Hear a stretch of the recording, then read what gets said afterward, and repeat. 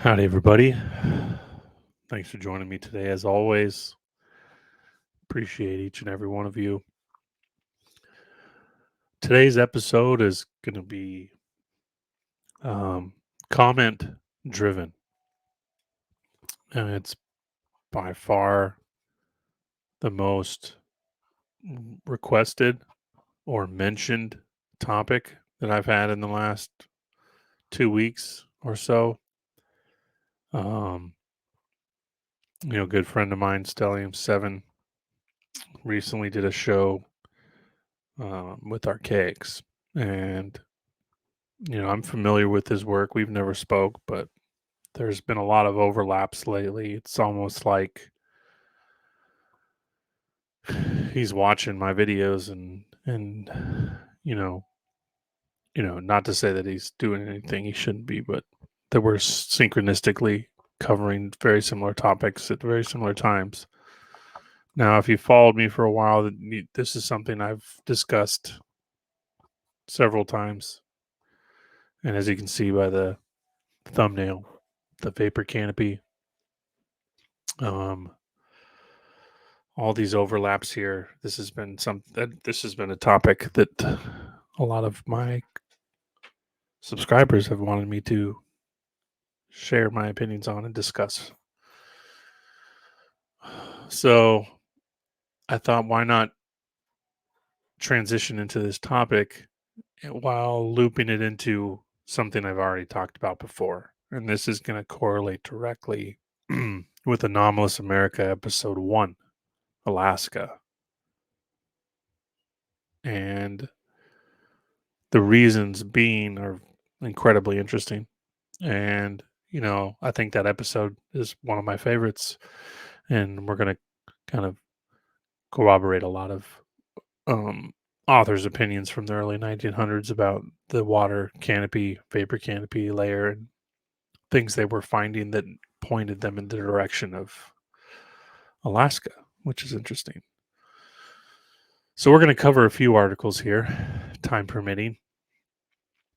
And yeah, so again, thanks for joining me. I hope you enjoy this subject. It's probably going to be several episodes. I have quite a lot of material on it, and yeah, I hope you enjoy it. And this will be our transition, our doorway into this subject, and it's going to connect a lot of dots. I mentioned doing working into Etruscans and stuff like that, but this will kind of connect with that too, believe it or not. So, yeah, let's get into this article here. And as always, I appreciate all of you. Thank you again for being here. Your time is precious. Let's not waste it. Here we go. This is an article from Omaha, Nebraska, 1913.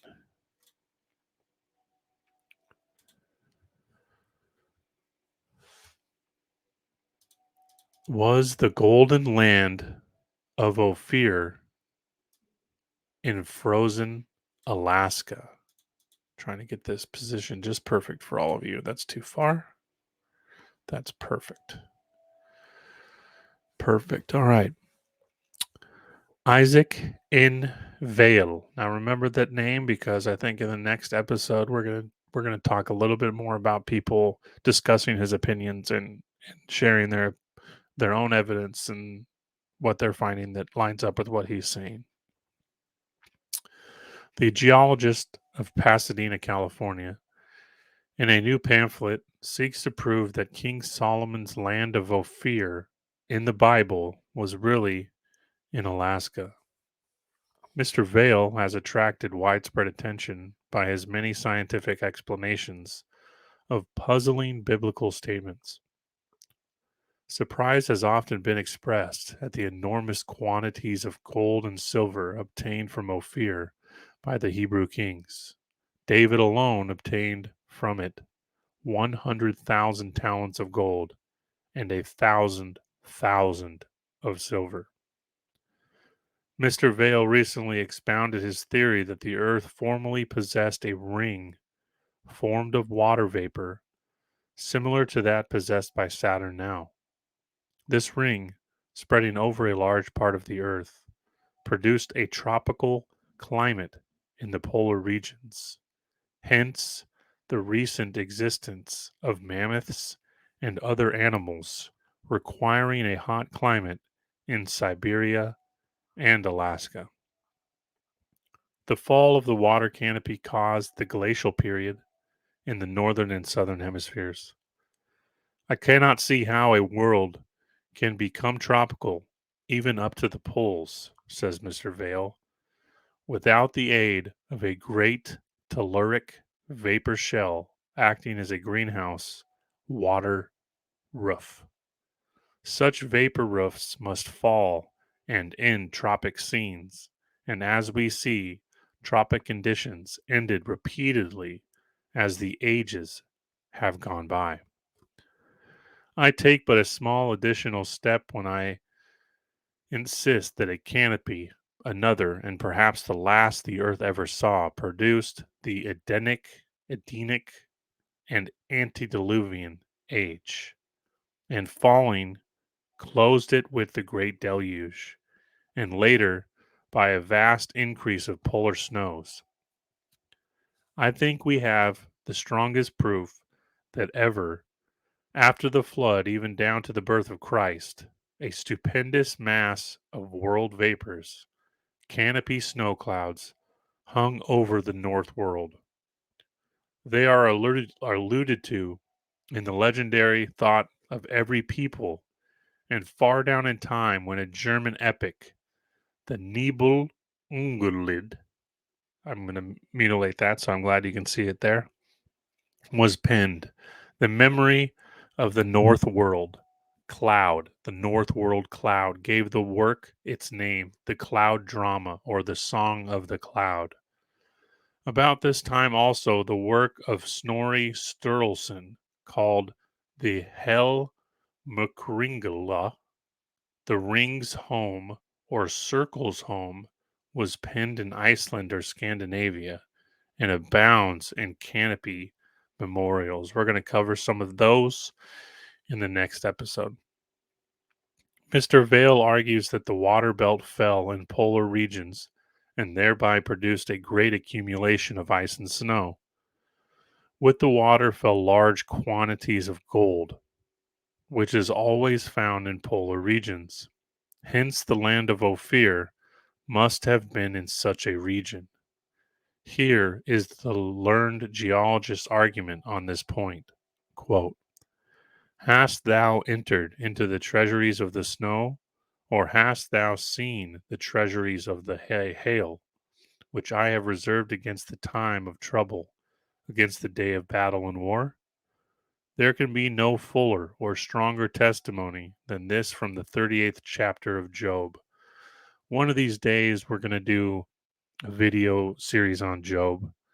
It's one of the most prolific um, testimonies from the Bible about many of these subjects you see me cover on this channel. So, again, the list of things I want to cover is never ending, but hopefully we can get to that one pretty soon. The man who originally penned this passage was familiar with the fact that snow and ice contain treasure. When and how did he get that information? There are no two ways about it. Man 4,000 years ago or more somehow came to know that gold was hidden treasure in the snow and hail, ice that had fallen from the skies.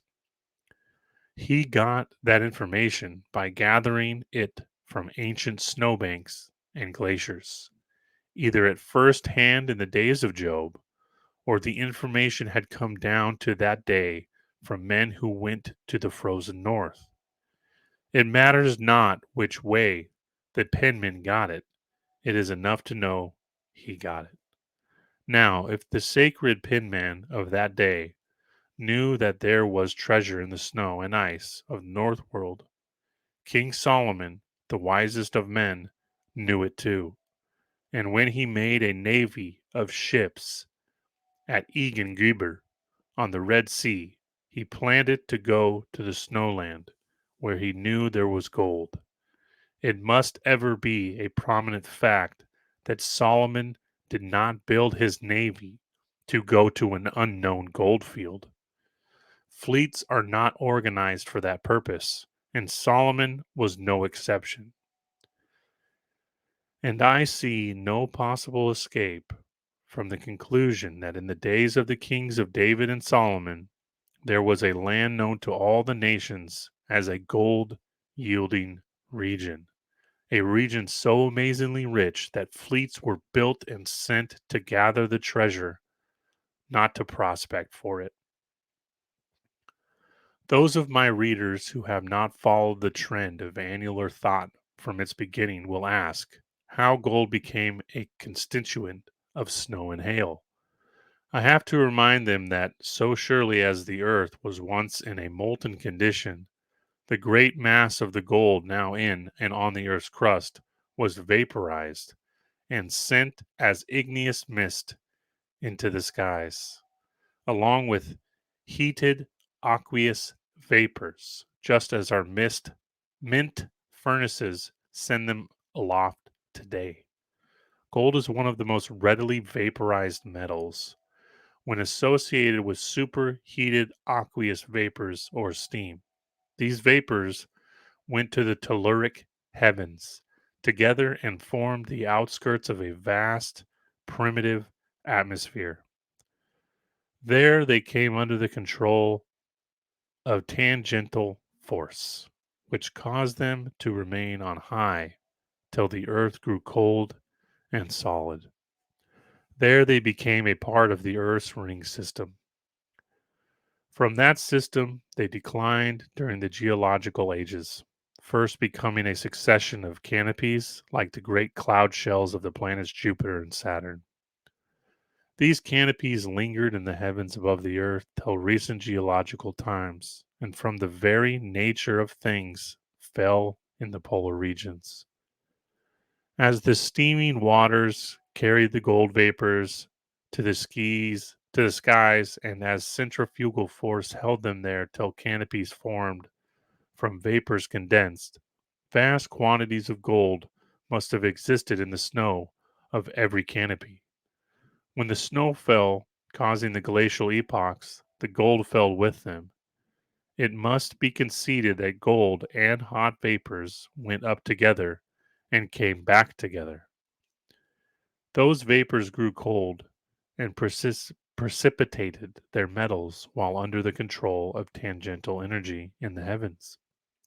If we can imagine that brilliant clouds now revolving around the planet Jupiter to be snows, vapors, cold and condensed, once driven to the Jovian skies by the fires of the molten orb, and laden with precipitated metals as gold, silver, etc., and reflect that these must fall at Jupiter's poles, we can easily see how the snows of that planet are gold laden.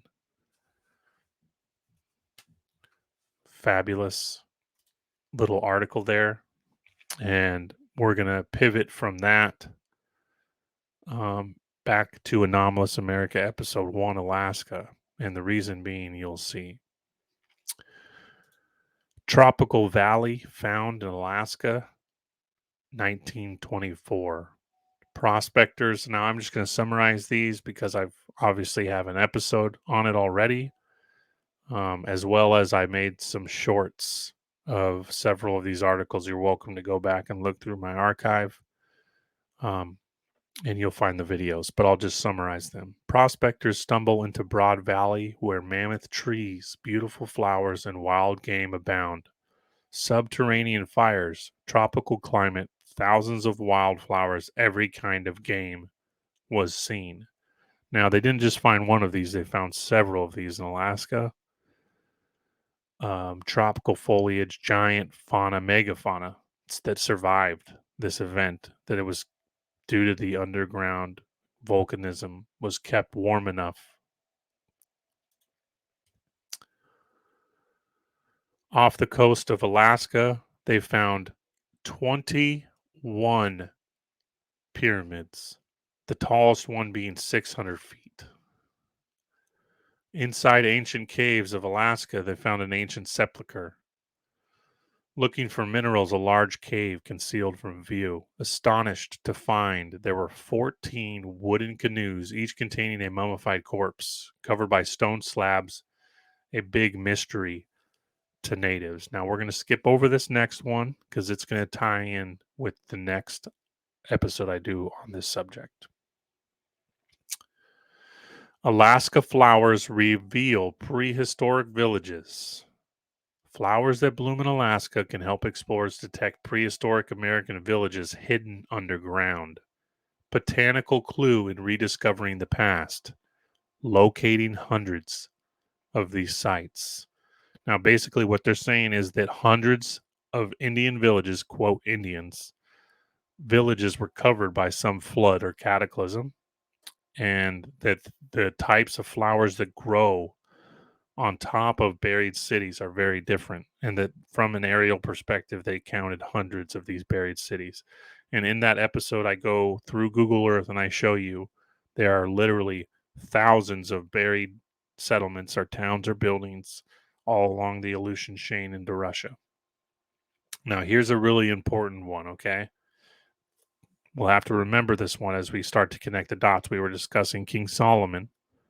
We're going to make references in the coming episodes on this Vapor Canopy topic to the Etruscans and conical mounds. So, beneath the snow, distinct traces of the mound builders in Alaska. The evidences are unmistakable. Perfect conical blocks of granite.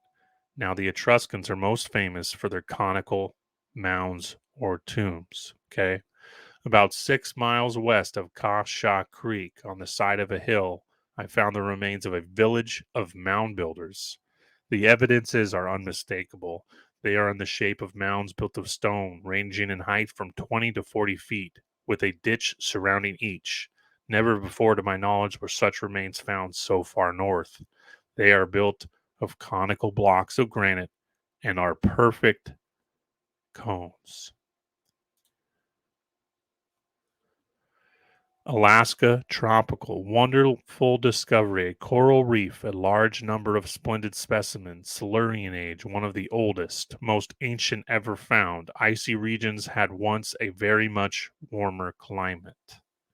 Right, some of the most ancient tropical coral found is found off the coast of Alaska. Prehistoric civilization in the wilds of Alaska. Cofferdams resting on bedrock buried several feet below the surface, wooden beads on iron wire, a city of snow and ice laid out in streets and blocks, mosques and towers, stone like in a state of petrifaction. So, like, why this is important again, this is going to transition nicely into the next episode, okay?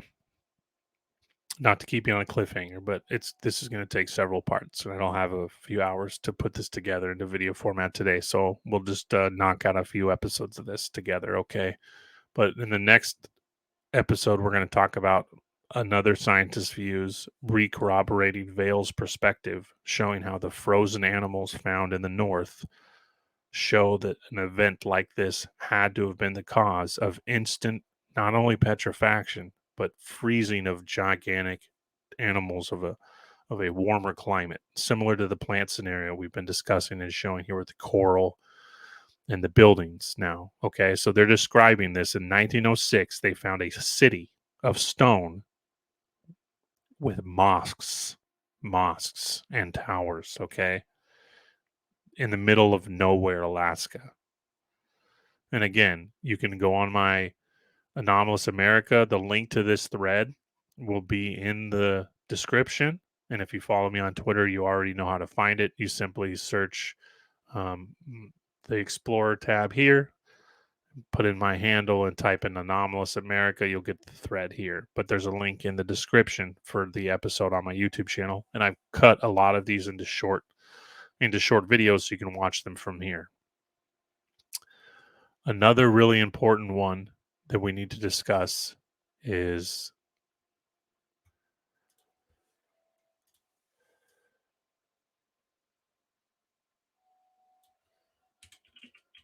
a lot of you will remember this one.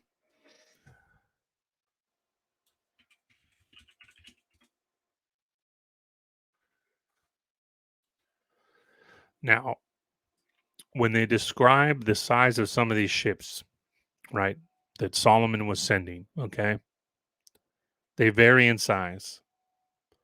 But as you've heard me hypothesize several times, that the size of people and animals during the vapor canopy were far, far larger. 20 feet would be my guess, judging by the historical records that I've found, that I feel like that's probably what we're dealing with, 10 to 20 feet. And if you've seen any of my work with Old World Florida, we discuss this pretty much ad nauseum when we talk about the size of the Atlantean fleet or post Atlantean fleet. And when they talk about Solomon, now there's a lot of conflicting reports, but I would say Solomon was probably 10 feet, 8 to 10 feet, maybe even larger. Again, the time frames are conflicting, and you're just having to piece this together. But yes, so this is a ship, okay, that was found in Alaska in 1901. Okay. And I'm going to read a pretty big chunk of this one. Indians in Alaska report the discovery of an immense petrified hulk of a ship. Tacoma, Washington, July 1st. Secretary of Skagway has returned from the interior of Alaska, where he talked with Indians whose statements he believes fully confirm previous reports that the Indians of Lower Yukon had discovered an immense petrified ship on Porcupine River near the Arctic Circle north of Rampart, Alaska. Secretary Reed talked with the Indians, who convinced him that they saw the great boat, which is lying partly upon its side. When asked regarding its size, they traced its dimensions on the ground, indicating a length of 1,200 feet. Now, a lot of these ancient docks and moorings and canals um, that I've explored on my show and talked with several other people, including Old World Florida, we've shown many of these dock systems to be anywhere from 700 to 1,000 plus feet long, and the canal systems supporting boats this size. Now we're talking about Solomon sending his fleet to Alaska. That's what that last author was hypothesizing, right? That and there were mines in the 1800s and early 1900s they called the Ophir mines, similar to what they talked about in the American Southwest and all throughout California. The Indians stated that everything connected with the boat was petrified. Among these things inside of it was a large safe or chest. Thinking there might be something inside of this, they rolled it out of the ship and down the mountainside using levers and skids for their purpose. They thought it might break open, as they were disappointed, for while the chest was hollow, it remained intact. I just think this is where my mind leads. Giant boats, mining gold, huge boats with giant safes on the ships. Um, all the obvious evidence I've been showing to the pre-tropical history of Alaska. Um, the Indians finally became convinced that the whole was something connected with the Holy Spirit, so they left, but promised to pilot others there anytime. Indians familiar with the Bible are convinced that the ship is none other than Noah's Ark. I think it's not a coincidence. Now, I don't think it's Noah's Ark, obviously, but um, it's pretty amazing, the correlation here with what we're talking about. Okay, a lot of strong evidence suggesting what that author was saying about the vapor canopy to corroborate that evidence. Now, what we're going to share one more here.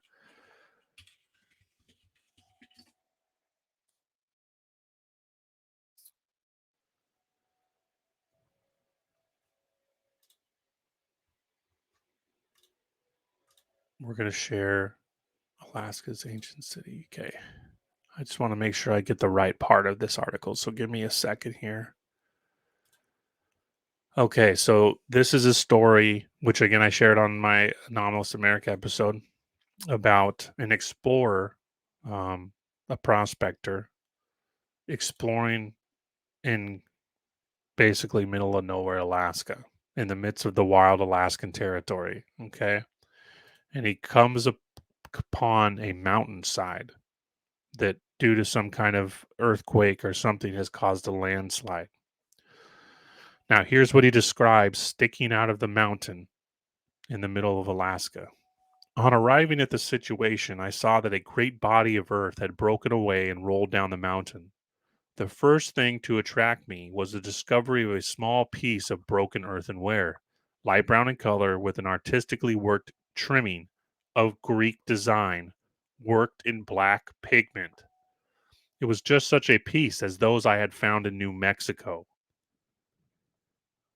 Really important here. Okay, the Etruscan, Grecian, um, Atlantean overlays here are really important to remember. I mean, again, there's a million things I've discussed that lead up to this and help build this picture stronger. And if you followed any of my Anomalous America episodes, you're going to see the picture I've been building. But we're talking about the vapor canopy. And why is this important? Well, the Grecian ware, the Grecian pottery was Etruscan. They were one and the same. Okay. And as I get into my Etruscan series and we talk about language overlays, we're going to make connections between the Atlanteans. We're going to make connections between the Maya, the Aztec, the Yucatan, the Phoenicians, and the gold trade, Solomon, and the vapor canopy is all in a very similar time frame. Okay. And this building, similar to that building we talked about that was frozen in time, mosques, paved streets. This is a similar thing, but it was buried, perhaps by the deluge caused. And anyone can imagine my amazement at its discovery in that quarter. I turned quickly to scan the sides of the earth where the avalanche had torn it apart, and in the midst of the crevice, not 300 yards from where I stood, I saw the protrusion of a wall of dull gray masonry, crumbling and broke, but showing beyond all doubt, even at that distance, that the builder was human. This wall was a little over 6 feet deep in the ground. I discovered on arriving at its location, and both of its ends were lost in the ground about it, buried. On making further investigations, I found evidences of numerous other walls at a distance of 30 or more feet apart, and some of them revealed corners of masonry. It soon became evident to me that I had discovered an American Pompeii through the work of the avalanche. The remains of houses I saw were undoubtedly those of a prehistoric city covered with earth and debris, which had hidden it through some volcanic action, possibly during, but most likely long after its destruction, centuries on centuries ago. The first wall I discovered, the one mostly covered, was 3 feet thick and of stone throughout, and others close by were even 5 feet in width. All of the masonry was of beautiful symmetry, constructed of hewn sandstone blocks of an approximately even size, laid in strong mortar beds with the joints broken. There were many pieces of broken pottery and other articles of domestic use lying around the ruins, but I sought higher game, and after preparing a wooden handle to a copper spade, which I picked up on the scene, I went to digging most industriously. To my strongly mingled surprise and expectancy, almost immediately my antiquated spade unearthed a few more fragments of pottery, which seemed an ominous sign. The deeper I dug, the more of these were turned up, and among these pieces I found the relics of a prehistoric Alaskan race which I now possess. As I reached about 6 feet beneath the surface, in the hole which the avalanche had made, pots, vases, cups, plates, jugs, pipes, and numerous articles of undoubtful use and too heavy to bring away with me were uncovered. With almost every thrust of the spade, I had perhaps dug directly into some long deceased resident's china closet. If so, he was very likely a warrior who kept his implements of battle upon his bottom shelf, for the last articles my spade revealed were mixed sizes of arrows, spears of odd designs, scrapers, hatchets, excuse me, and drills. I proceeded to explore someone else's unknown quarters and dug into a square room which had no windows in the walls. Here I found some of the finest specimens of pottery I have ever seen. They were beautifully decorated and finished in a way that is a lost art to modern potters. There were many exquisitely shaped jars about 3 feet tall and as perfectly preserved as the china just delivered from the hands of our 19th century potters. Now, this narrative goes all the way down through my series to Louisiana, and it's going to keep going all the way through the Gulf and all the way around America. And the Greeks and Etruscans, the Greeks especially, their pottery was world famous. It's found all over, and here we are finding it in buried Alaska. And why it's really important to connect it here with the Vapor Canopy story, as I read to start this episode off. So yeah, we're gonna call it there. I hope you l- are intrigued or enjoying a kind of different perspective, perhaps. Again, I haven't seen all of our cakes work on this, so it's my own take. But you see, just in the little bit of work I've already presented, the evidence is fairly strong, in my opinion, and I've been a strong supporter of that theory long before I heard of him. And there's a lot of books from this same era that we'll cover. We'll talk a few about some of those myths, the Scandinavian, Icelandic, and German myths that talk about the watery vapor canopy. We'll get into that in some of the next episodes. Next episode, we'll talk about the frozen animals in the ice and what that's a nod to. And yeah, so again, if you like it, let me know. If you want more, let me know in the comments, and we'll keep this going. Appreciate each and every one of you. See you all very soon. Have a wonderful day.